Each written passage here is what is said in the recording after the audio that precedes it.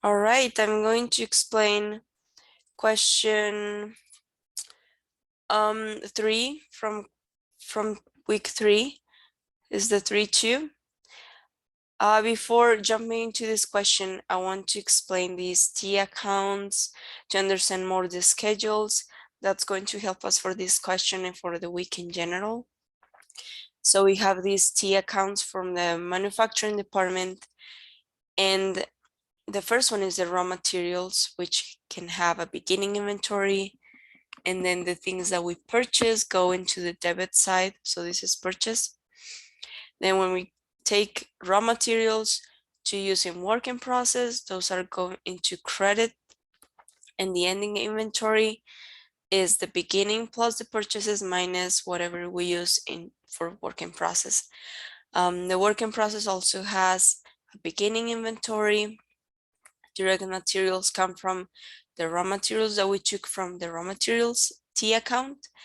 There's also direct labor and manufacturing overhead, which part of manufacturing overhead can come from those raw materials too, the part of indirect materials.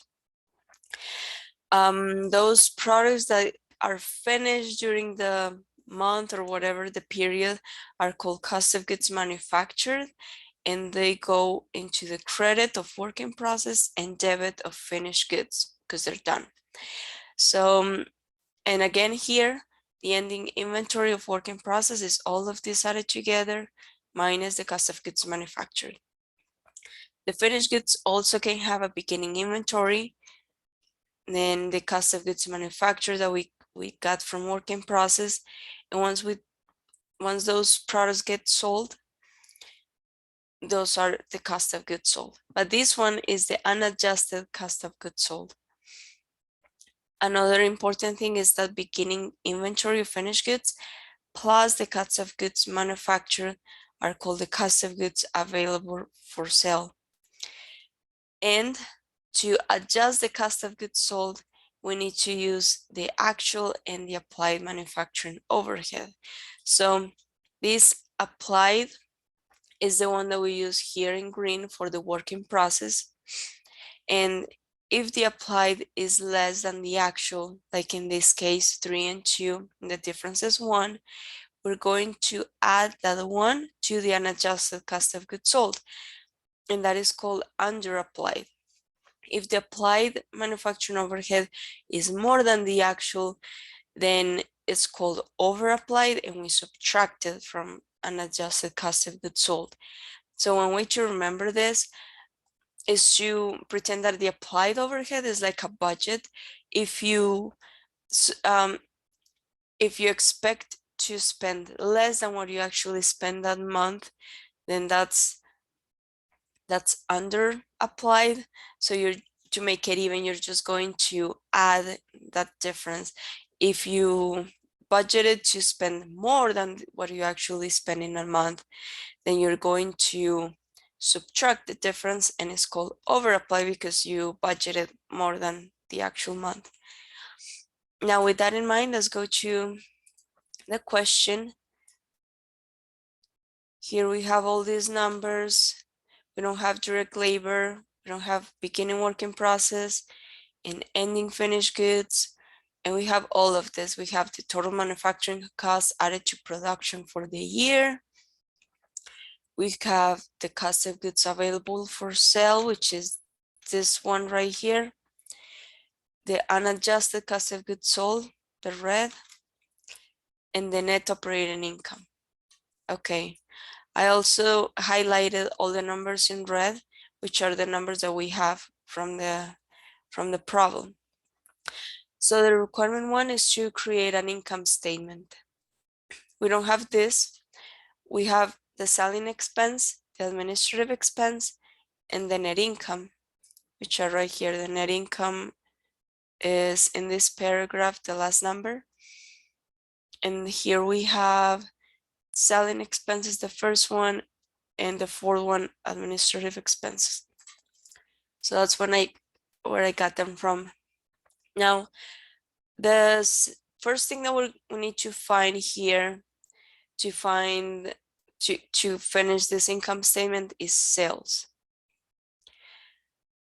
excuse me, cost of goods sold, because we have the actual manufacturing overhead, which is this one right here, 358, and the applied, which is 376,000. So if we have these two, and the applied was more than the actual, is over applied, the difference is $18,000. So if it's over applied, we're going to add that to the unadjusted cost of goods sold, which we can find right here, 661,000 unadjusted cost of goods sold. So in there we can have cost of goods sold. So unadjusted minus their over applied. Now that we have cost of goods sold, we know that the net income comes from sales minus cost of goods sold minus selling expense and minus administrative expense. So now that we have everything else besides sales, we're going to do the opposite. So we're going to add everything back. We're going to get net income plus this expense plus selling expense and plus cost of goods sold. And now we have sales. And now that we have cost of goods sold too, we can simply subtract these two.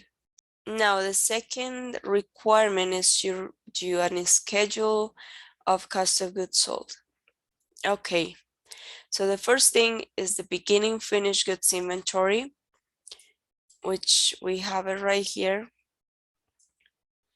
Then we add the cost of goods manufactured. We don't have that one. So let's just keep it in mind. But we do have the cost of goods available for sale, which is this one right here, the second number in the paragraph. This cost of goods available for sale, if you remember right here, is the beginning plus the cost of goods manufactured, these two. So now we're going to do the opposite again. So we're going to do the cost of goods available for sale minus the beginning finished goods inventory. And now we have it. Then we deduct or less ending finished goods inventory. We don't have that one. Yeah, it's right. It should be there. But we now have the unadjusted cost of goods sold. And again, unadjusted cost of goods sold is the cost of goods available for sale. And then we deduct ending finished goods inventory. So this one is the 661,000 of unadjusted cost of goods sold minus the cost of goods available for sale. Then we subtract the over applied overhead. Now we know this one because it's right here. And now we have adjusted cost of goods sold of 643,000, which we already knew that one from the income statement as well. So now we have requirement 2 completed. Requirement 3 is the schedule of cost of goods manufactured. So we begin with beginning raw materials inventory. Right here, 60,000. The purchase of raw materials is this one right here, 261,000. And then we add those together to get the total raw materials. Then we subtract the ending raw materials inventory, 37,000. And the raw materials used in production are the total raw materials minus the raw materials inventory. We don't have to worry about this one for this question because there are no indirect materials, only direct materials, but we don't have direct labor. We do have the manufacturing overhead applied to work in process, which is the 376,000. And the total manufacturing costs are also is the first number in the paragraph, total manufacturing cost.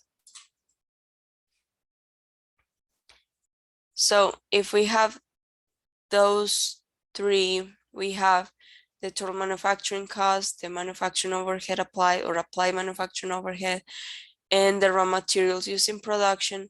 We can simply subtract all of them from the total manufacturing cost to get direct labor, because the total manufacturing cost is the raw materials plus direct labor plus applied manufacturing overhead, which is, if we go back here, these three right here. Okay, then we're going to add the beginning work in process inventory, and we don't have it. So we're gonna do that one later. The total manufacturing cost, we're gonna do this one later here. We have the ending work in process inventory of 25,000 here. We do have the cost of goods manufactured from the requirement 2, which is this one. That's where we got it. Now that we have these two, we can find the total manufacturing cost to account for. No, sorry, we need to find first the beginning work in process inventory, which is the total manufacturing cost plus the ending work in process inventory and the cost of goods manufactured. And the reason why we do this is because this plus this is this one right here. And then when we subtract this one, we get, when we subtract the ending work in process inventory from total manufacturing cost, we get the cost of goods manufactured. So now the only one that we need is this one right here. But now that we have the beginning work in process inventory, we simply have to add these two together. And that's it. There's one difference in my Excel. So I'm just going to show you the actual problem. They added beginning work in process inventory first. So just keep that in mind. I just put it here in the Excel right here. And this total manufacturing cost to account for is the same one that is here. So that's the only difference. Just add the beginning work in process inventory in the beginning. And for this income statement right here, you don't have to fill this one. You can just leave these two spaces in blank.